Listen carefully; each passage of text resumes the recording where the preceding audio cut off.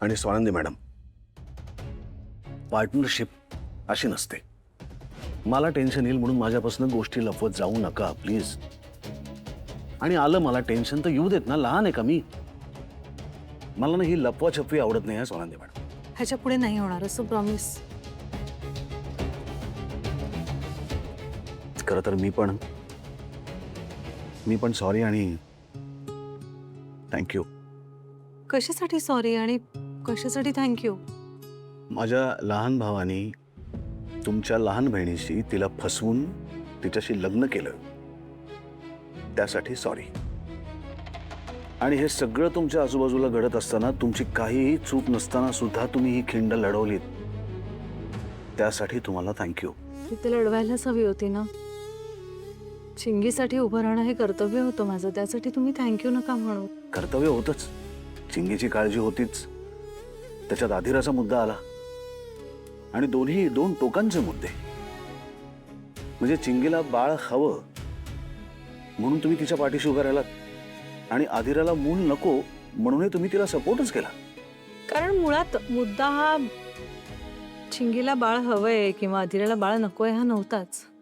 व्यक्ती स्वातंत्र्याचा होता. त्या प्रत्येक मुलीला तिच्यापुरती हा निर्णय घेता आला पाहिजे हा होता. ते स्वानंदी मॅडम, ही गोष्ट समजून घेणं इतकी सोपी गोष्ट नाहीये. आणि त्यासाठीच मी तुमचं कौतुक करतोय, तुम्हाला थँक्यू म्हणतोय. या घरासाठी आधिरासाठी तुम्ही नेहमीच करता, पण चिंगीच्या पाठीमागे तुम्ही ज्या प्रकारे खंबीरपणे उभ्या राहिलात ना, त्यासाठी हॅट्स ऑफ. खरं तर चिंगीच्या वतीने मी तुम्हाला थँक्यू म्हणतो. अहो थँक्यू काय, चिंगीला गरज होती आणि मुळात स्त्री म्हणून माझं कर्तव्य होतं तिच्याबरोबर उभं राहणं. आणि तिच्यासाठी जे योग्य होतं ते मी केलं त्या क्षणी. मी तेच केलं. अर्पिताला तिच्या सासरी पाठव. तुम्हाला बाय एनी चान्स गिल्टी वाटतंय? कदाचित थोडंसं. ऐका ना, तुम्ही नाही चुकलात. तुम्ही कुठेही भावाच्या कर्तव्याला चुकलेले नाही आहात.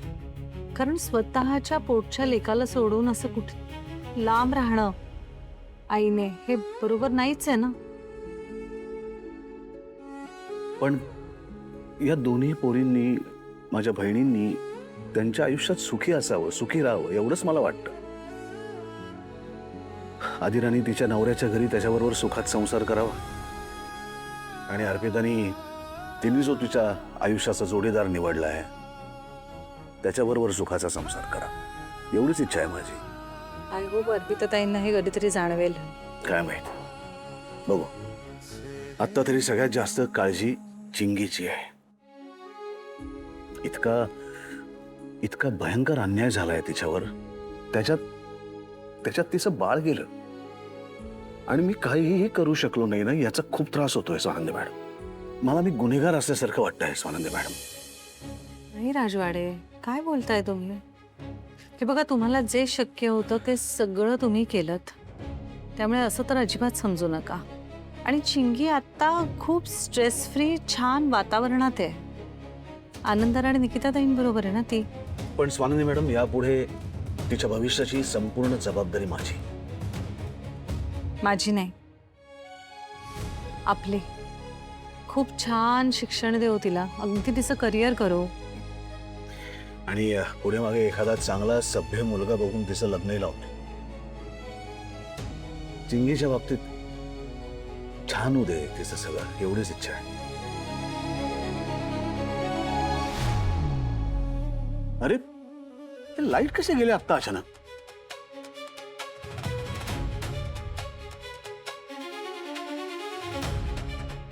अरे काय झालं एकदम लाईटला? सांभाळ पडशील कुठेतरी. लाईट अचानक कशी काय गेली? नारायण, जरा फ्यूज चेक कर रे. हे असे लाईट जाणं अशुभ असतं. म्हणजे घरची मुलगी गेली आणि असं लाईट जाणं हा संकेत चांगला नाहीये, नाही का हो आई? गप्पा बस ग मल्लिका. अगं प्रत्येक गोष्ट अशुभाचा संकेत कशी वाटते ग तुला? अगं अरे काय?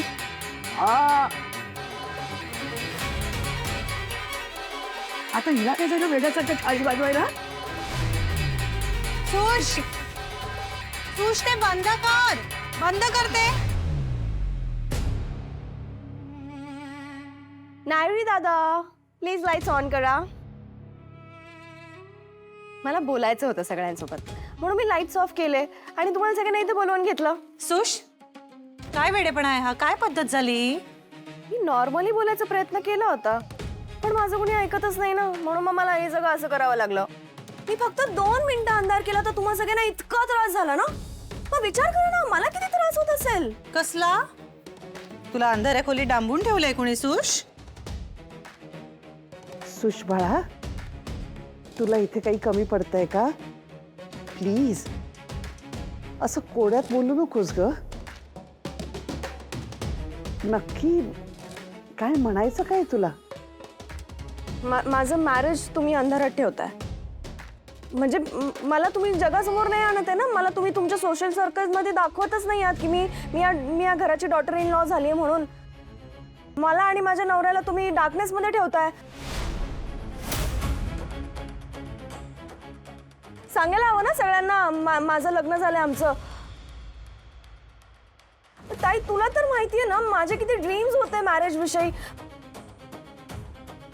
Bollywood style theme, destination wedding, mehndi, हळद, फेरे, संगीत सगळं करायचं होतं मला. पण असं घाईघाईत लग्न झाल्यामुळे ते सगळं राहून गेलं ना. मला काहीच नाही करता आलं. हाजी माझे ना खूप फॉलोअर्स आहेत सोशल मीडियावर. मला त्यांना सगळ्यांना सांगायचंय की माझं लग्न झालं, आय एम मॅरिड, हे मला अनाउन्स करायचंय असं सगळ्यांसमोर. पण नाही करता येते ना.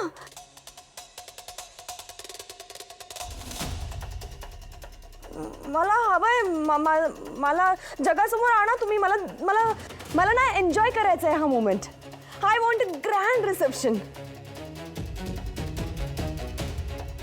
म्हणजे छान party, red carpet, loud music, खूप सारे लोक. येस मला मला रिसेप्शन हवंय. आय वॉन्ट अ रिसेप्शन ताई. आणि जर असं होणार नसेल तर मग काय, माझ्याकडे ऑप्शनच नाही आहे ना. मला हे असंच करावं लागणार आहे. असंच. बासा, गोष्टी हव्यात हे म्हणण्याची ही पद्धत नाहीये. आणि ज्या सर्कमस्टान्सेस मध्ये तू लग्न करून आली आहेस त्यात तुझं कुठलंही रिसेप्शन होणार नाही.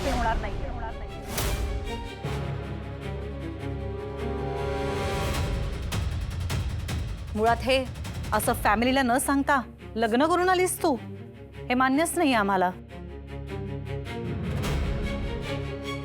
म्हणजे स्वानंदी, अगं तुला हे लग्न मान्य नाही म्हणजे अर्पिताला जसं घराबाहेर काढलंस तसं आता माझ्या सुशला पण तू घराबाहेर काढणार आहेस का?